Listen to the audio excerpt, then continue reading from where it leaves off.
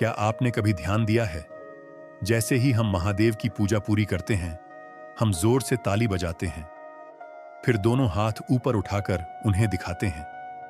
क्या यह केवल परंपरा है या इसके पीछे कोई गहरा रहस्य छिपा है? अधिकतर लोग सोचते हैं कि यह ताली भगवान को प्रसन्न करने के लिए होती है, लेकिन शिव परंपरा में इसका अर्थ कुछ और है। शिव पुराण में उल्लेख मिलता है कि महादेव के मंदिर में जो भी अर्पित होता है, फूल, बिल्वपत्र, आभूषण, धन, वह केवल भक्त का नहीं रह जाता। उसका रक्षक होता है एक विशेष गण, चंडिकेश्वर। पर वह बने कैसे? कथा एक छोटे से गांव से शुरू होती है। वहां एक बालक था, विचार। उसका मन पूरी तरह शिव भक्ति में डूबा रहता था। वह रोज नदी किनारे मिट्टी का शिवलिंग बनाता और गायों का दूध उस पर चढ़ा देता। गांव वालों को लगा दूध व्यर्थ जा रहा है। उन्होंने उसके पिता यज्ञदत्त से शिकायत कर दी। क्रोधित पिता नदी किनारे पहुंचे।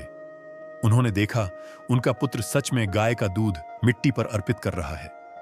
उन्होंने उसे डांटा, रोका, खींचा, लेकिन बालक ध्यान में लीन था।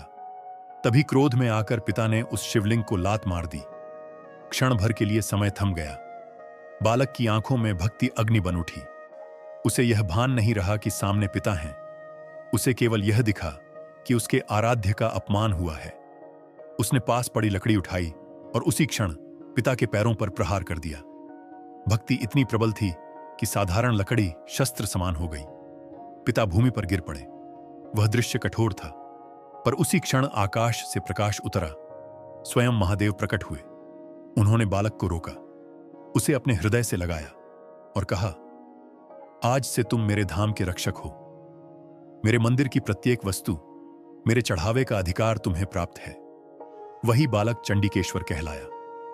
तब से परंपरा बनी, जब भी भक्त महादेव की पूजा समाप्त कर मंदिर से बाहर जाए तो पहले ताली बजाए, ताकि चंडिकेश्वर का ध्यान जाए।